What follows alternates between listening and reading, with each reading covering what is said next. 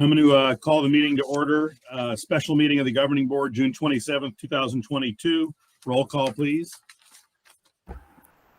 Yes, sir. Secretary Halverson? Here. Vice Chairman Harrigan is absent. Member Holmes is absent. Chairman Lewis? Here. Thank you. Member Martell? Here. Thank you. Member Siegel?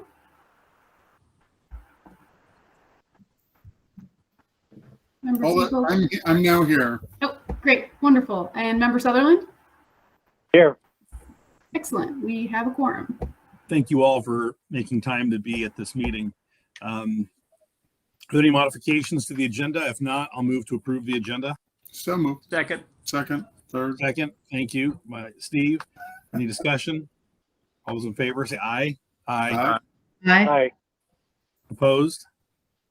Okay, thank you. 2.1, guidelines for public comment. This is the time and place for members of the public to comment on items on the agenda, since this is a special meeting. Are there any members of the public that would like to speak on items on the agenda?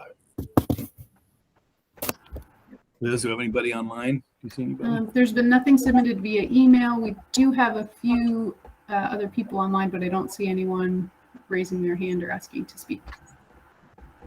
Okay, then seeing none, we'll close public comment and move to item 3.1, the dashboard alternative school status. Lindsay, go ahead. Yeah, so DOS, Dashboard Alternative School Status, is something that schools need to renew every couple of years. We submitted our application for Pivot Charter School North Valley a few years ago, and this year we're up for renewal. It requires you guys to certify and vote that we meet the criteria of the DOS classification. So Liz, if you want to go to the first slide, I'll explain what that is. DOS schools are schools that serve high-risk populations. Very common DOS schools are like continuation schools, community schools, schools that purposefully target high risk.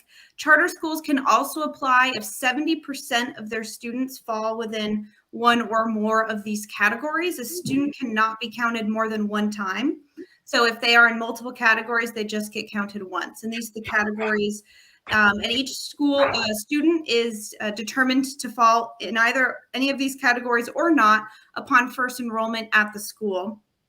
On the next slide, you'll see the number and percentage of students at Pivot North Valley who fall into these categories. Maybe Liz, if you can zoom just on the table. We just made it.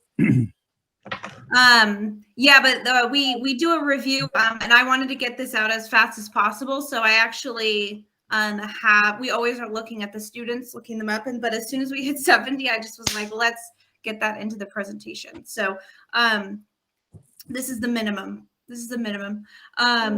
And so you'll see that we have multiple students in these categories, that we have hit the required 70% of unduplicated students for the school year. And this will be our official declaration that we've met the criteria.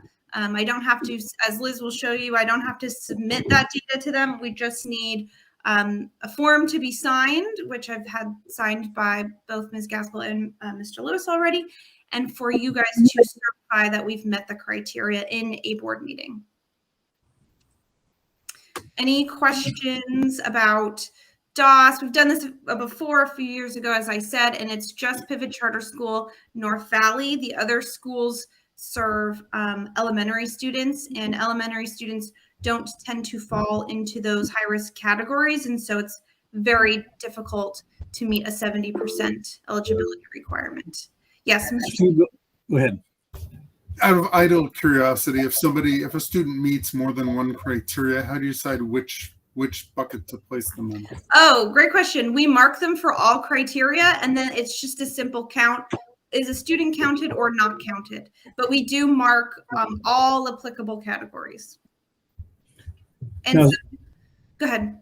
We care about this because this enables us to work outside of certain standards and performance measures, right? Which is important to have that flexibility because of the students we accept. Yes, I remember. Mm-hmm. Yeah, it classifies your school as serving a high-risk population, and it does allow further communications with your authorizer about flexibility and the accountability requirements as well. Mhm. So it makes sense to have this protection, if you will, Yes. as long as we can. Mhm. And acknowledgement that we do serve these types of students. Well, these are the students we want to serve. Mhm. These are the ones that need the help. That's why we're in this business. Yep. Right. And so Okay. this should last for 2 years, and then we'll do it again. So just so you guys are aware. Okay, board members, any other comments or questions? And here.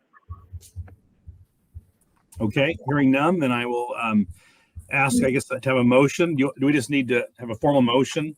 We say we do certify the enrollment meets this target, or just that we discuss it as enough?